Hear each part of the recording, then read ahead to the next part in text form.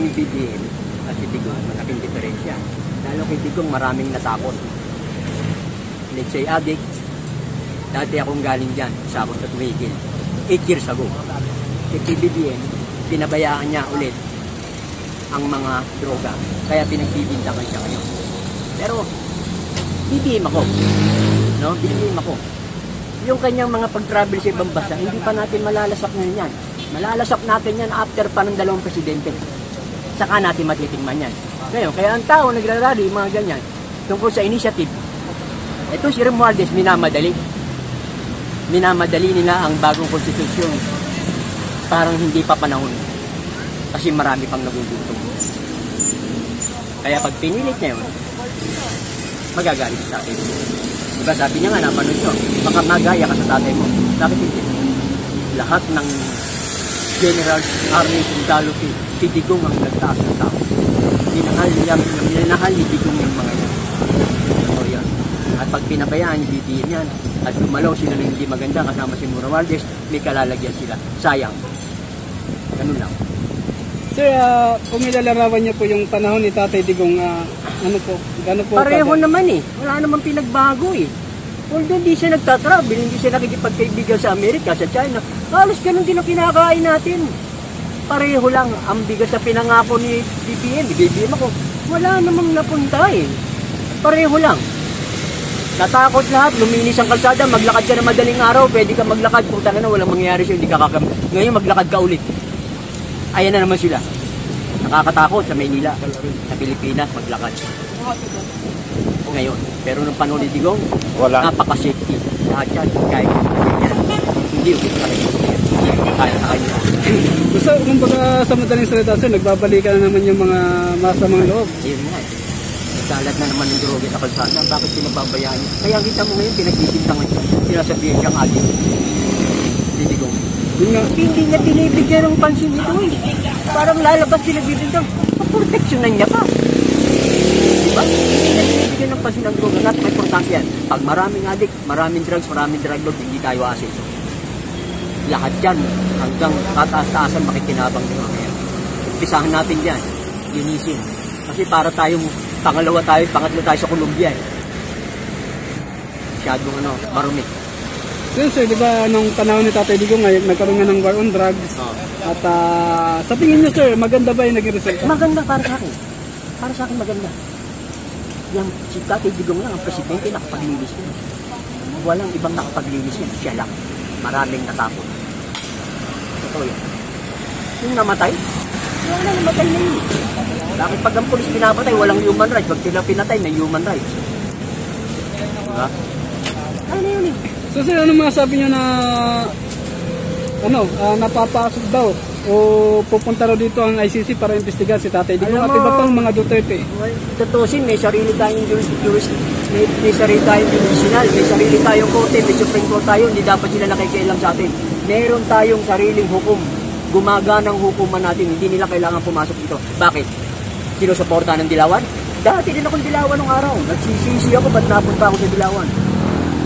Ilang taon niyang mga yan, wala naman nangyari sa buhay natin, pinagluloko lang tayo niya. Hindi sila dapat pumasok dito, paimbestigahan, politika. Gusto nila ikulong si Duterte. Gusto nila ikulong, gusto nila paimbestigahan. Pero hindi dapat sila makapasok dito. Pero yan ang pangako ni Bongbong. Hindi naman ang palitan eh. Pupwesto kita, pero suportahan mo kung hindi makapasok kay Gigi. Pwede naman makulong yung matanda eh. Payag naman siya. Payag hindi makulong. Sir, kung mayroon kang pakiusap o sasabihin sa ating Pangulong kay PBBM na huwag gayaan na makapasok yan isisilid. Alam mo, Mr. President, Bongbong Marcos, isa ako sa 31 million na bumoto sa'yo. Kahit nung araw pa, minahal ko ang ama mo. Nilagay kita, nagsisi ako bakit nawala ang tatay mo. Pero pakiusap lang, huwag mong papasukin yung ICC at guguluhin lang ang Pilipinas, guguluhin lang ang judicial natin, guguluhin lang ang Supreme Court natin. Walang mangyayari. Papalagyan si Duterte pag pinasok ng rito yan. At ano masabi niyo, sir, kasi di ba yung witness noon na nagdadawit kay Tatay Digong at ngayon dinadawit na rin si Vice President Inday. Kasama na si Inday.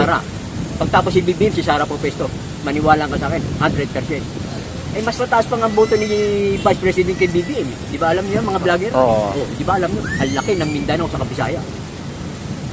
Mas suportado, mas marami ang Sara. Totoo yan.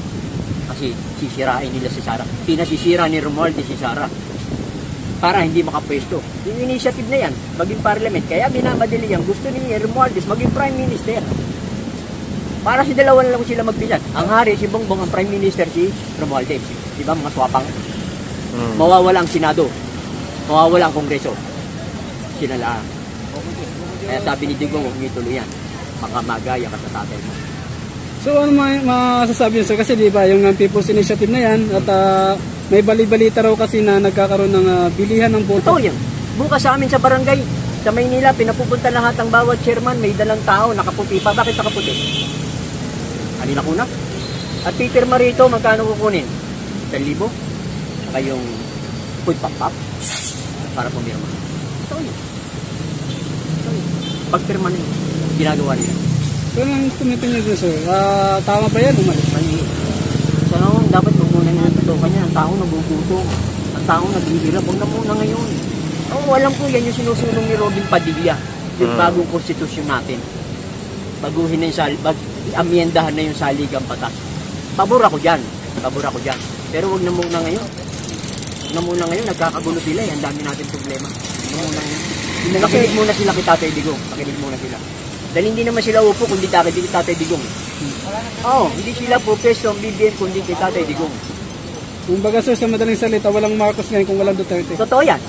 Totoo yan. Ba't sinasabi ng iba wala daw Duterte kung walang Marcos? No. Si Duterte, ang nag-upo dyan, si Fidel Ramos. Dahil napakahusay na mayor yan sa Davao. Titino ang Pilipinas. Binangga niya ang mga drug lords. Si Yumaong Ramos ang nagpilit iupo siya. Duterte, hindi ang Marcos. Ang Marcos ang nakikiusap na popoy yung kapatid niya. Saka si Tatay Digong din po nung nagpalibing kay Apo Lakay. Si Marcos, si Digong lang ang nagpagawa nun. Si Digong lang ang nakagawa nun. Palibasa presidente siya, nautusan niya sa Supreme Court. Tama nga naman kasi bayani yun. Isa soldier. During Korean War. Tama lang ilibing doon. Tama lang, para tapos na.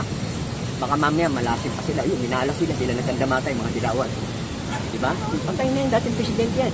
Isa soldier, isa president. Libing talaga dapat doon. Tama yung ginawa ni Digong. Tama nga. May nang utang na loob ng Marcos doon. Nila ay. Ayan sir, tatanong ko sa'yo sir, di ba kasi kung sabi nga nabanggit ni Tatay Digong sa Davao doon sa rally na yun nga, sinasabihan yung si PBBM ay gumagamit ng iligal na droga. So para sa inyo bilang Pilipino, bilang mamayan, bilang botante, ano pong naramdaman nyo? Masakit sa akin bilang kapag bintang yan. Pero sila nakakain yan. May mga acid yan. Malulupit ang acid. Sila nakakaroon ng takaw ng mga bayaman. Sila nakakain. Hindi naman gagawin ni Duterte. Ito, pwede hindi. Hindi natin malamang kung ito. Yung pagsabi po ni Tatay Digong na nasa drug list, watch list si PBBM. Yung during time niya. Pwede. Pwede ito.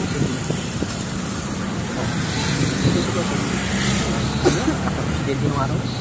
Small brat. Ano yan eh? Small brat yan. Small brat. Pwede. Dati ko sabi. Sila nakakilala sa isa't isa. Ganun lang. Kaya sir, kung mayroon kang gustong sabihin sa ating dating Pangulong Duterte. Tatay Digong, kahit na nasa BPM kami, nasa likod mo pa rin kami. Basta tama, kampi-kampi tayo. Pag hindi, laban. Baba. Yan sa ating Vice President Inday Sara. Inday Sara, matinag ka, matatag ka. Nasa iyo ang taong bayan. Lahat ang paninira, alam natin. Tukang-tuwag. Sana, mag-iingat ka. Thank you. Thank you so much sir. Thank you sir, thank you.